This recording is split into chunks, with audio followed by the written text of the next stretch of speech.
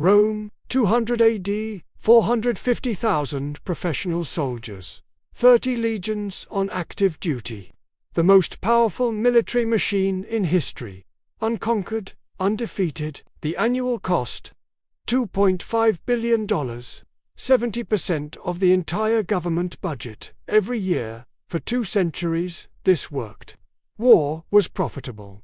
Then the conquests stopped, and the math became impossible. I'm going to show you official Roman military records that prove this wasn't defeated by barbarians. Rome bankrupted itself, paying for the army that conquered the world, and the same calculation is being made in Washington right now. The Roman legions weren't just an army, they were the empire. No legions, no Rome. Everyone knew it.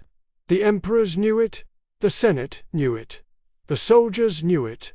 30 legions, 180,000 heavy infantry, 180,000 auxiliary troops, plus the Praetorian Guard, the urban cohorts, the navy, 500 warships. This wasn't defense spending. This was existence spending. The military was the government. The military was the economy. The military was Rome. And maintaining this machine cost more than you can imagine. Let me break down the numbers. Real costs. Verified by ancient sources. 1 legionary, standard pay, 1,200 sesterti per year. That's $6,000 in today's money. Plus equipment, plus food, plus fort construction, plus medical care. Total cost per soldier per year, $12,500. Multiply that by 360,000 soldiers. $4.5 billion. But provincial support reduced the effective cost to about $2.5 billion. Rome's total imperial budget, $3.5 billion. The military consumed 70% of everything Rome had. But here's what made it possible. Here's the evidence. Official Roman military pay structure. Legionary soldiers, 1,200 sesterti annually. That's the base wage. Centurions earned 5 times that. 6,000 sesterti. Primus Pilus, the senior centurion, 60,000 sesterti. 50 times a standard soldier's pay. Retirement bonus after 25 years of service. 12,000 sesterti. That's 10 years of salary. In one payment, enough to buy farmland and retire as a landowner. This was the Roman dream. Serve 25 years, become wealthy. This system worked for 2 centuries. Until it didn't. But here's the question everyone misses. How did Rome afford this? $2.5 billion every year. For 200 years. That's not taxes. That's not trade revenue. That's not domestic production. The answer reveals the exact mechanism that made Rome rich, then bankrupted it, then destroyed it. If you want to understand how empires rise and fall, you're in the right place. We investigate the economic systems behind history. Every week, subscribe if you want to see what military budgets really cost civilizations. Because what funded Rome's army? Conquest. And when conquest stopped being profitable, everything collapsed. Let me show you how. Phase 1. War as profit. 200 BC to 100 AD. The calculation was simple. Rome conquered a territory, took their resources, used those resources to fund the next conquest. War didn't cost money. War made money. Egypt sent $800 million in grain tribute every year. Gaul sent $400 million in taxes and mine revenue. Hispania's gold and silver mines, $200 million annually. Dacia's conquest in 106 AD, $5 billion in gold. One war. Stop, think about what this means. War was the revenue source. The military paid for itself through conquest. This wasn't defense spending. This was investment. Then, around 100 AD, Rome hit the limits. The Rhine River to the north, the Danube to the east, the Sahara Desert to the south, ocean to the west, natural barriers, no more easy conquests. And here's the problem. Germania cost more to defend than it generated. Britain, net negative. The frontier wars became expensive. No more tribute flowing in. But the army still cost $2.5 billion per year. 100 AD. Revenue from conquest stops. The military budget doesn't stop. The gap appeared. Income minus expenses equals negative. Rome faced an impossible calculation. And this is where you need to pay attention. Because if you pay taxes in the United States, you're funding the exact same equation right now. Rome's military, 70% of government spending. Wars stopped being profitable. But they couldn't cut the budget because the military was the empire. The modern Pentagon, $800 billion. 54% of discretionary spending. Iraq and Afghanistan cost $2.3 trillion. Net profit, zero. Actually, negative. Quick question. Do you think military spending should be cut, maintained, or increased? Type cut, maintain, or increase in the comments. I'm curious where people stand. Because here's what Rome did when they faced this choice. Phase 2. The funding crisis, 100 AD to 235 AD. Option A. Cut the military. The army revolts. Emperors get killed. This happened multiple times, not viable. Option B. Raise taxes. The provinces revolt. Also happened. Also not viable. Option C. Find more money somehow. Debase the currency. Print money, tax through inflation. Rome chose option C, and they said this was the only choice. This proves it wasn't. It was the easy choice. The choice that avoided the hard conversation about sustainability. Send this to anyone who thinks military budgets are untouchable. Here's the bomb, the complete cost breakdown. Verified calculations. 360,000 soldiers, $12,500 per soldier per year. Equipment costs, armor, weapons, food rations, fort construction, 50,000 miles of supply roads, 500 warships, weapons, factories in 20 provinces, total $4.5 billion. But provincial in-kind support reduced effective treasury cost to $2.5 billion. Rome's entire government budget, $3.5 billion. The military consumed 70%. This is why I investigate these systems. Subscribe if you want to see what else military empires hide about the math.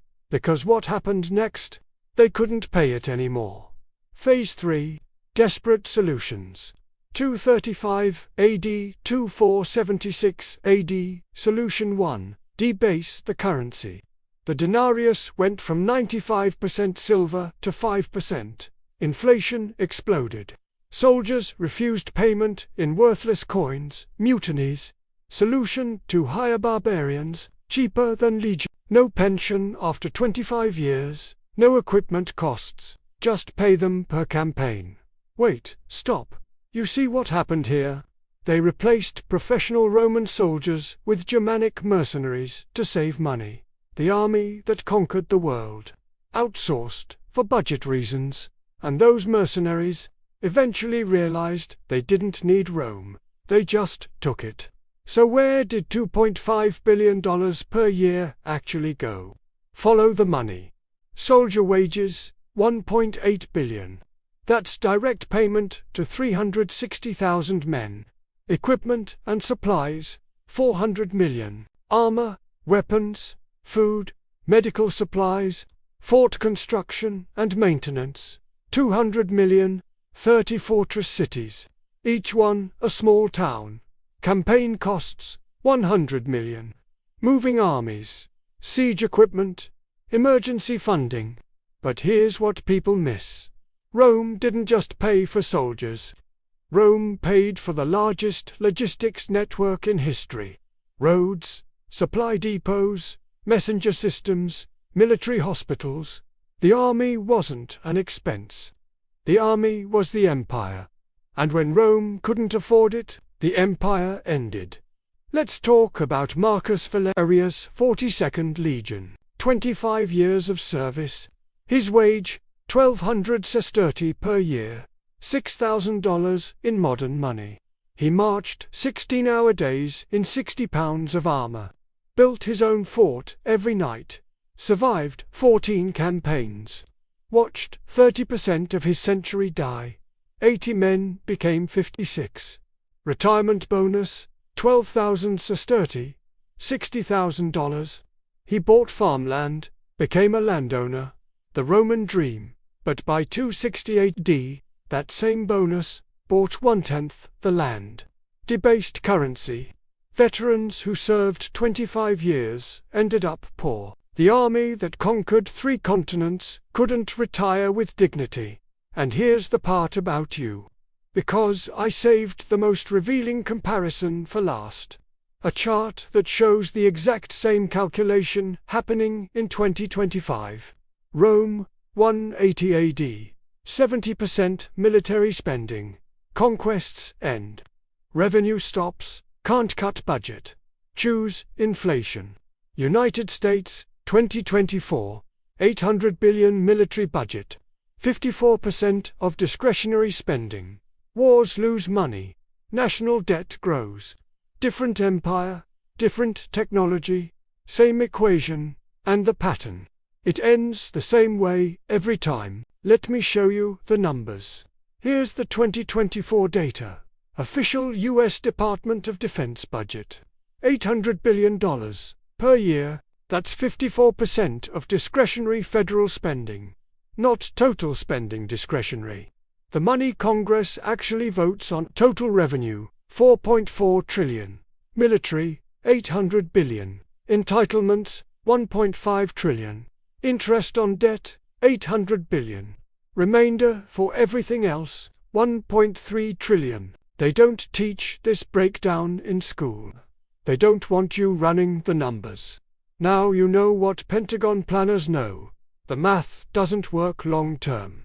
But they can't cut it, because the military is the empire.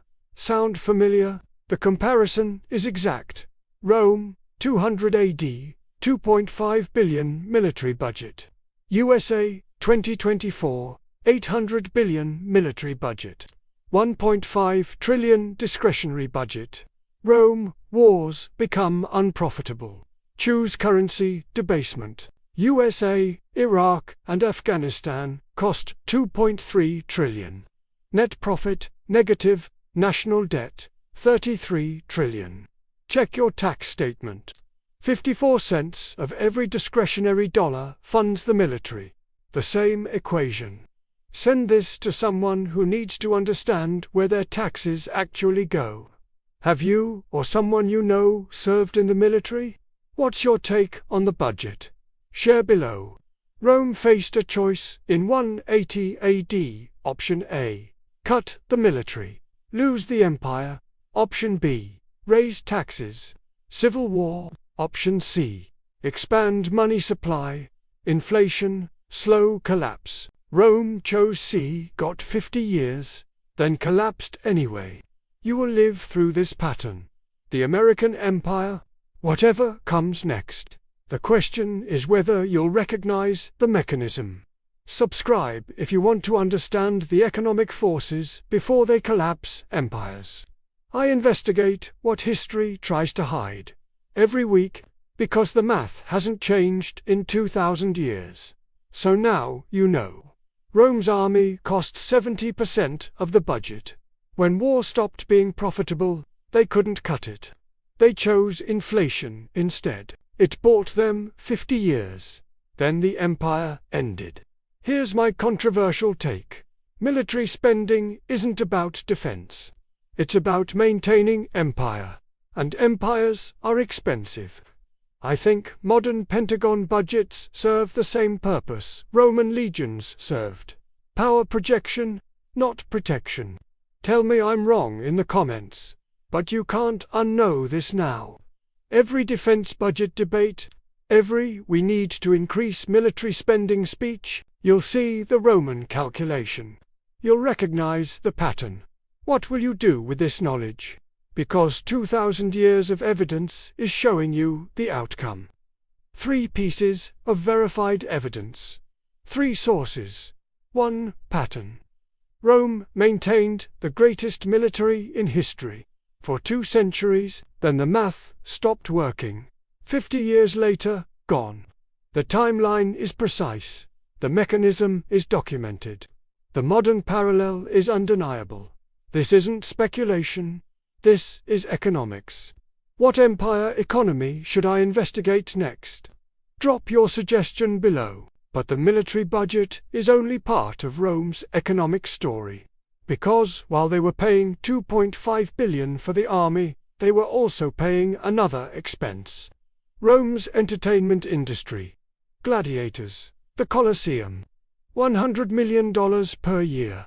Not for defense. For distraction. Bread and circuses. That's the next investigation. How Rome's entertainment industry compared to modern sports. The business model hasn't changed. Subscribe. Hit the bell. I follow the money through history. Every week, click here. See you there.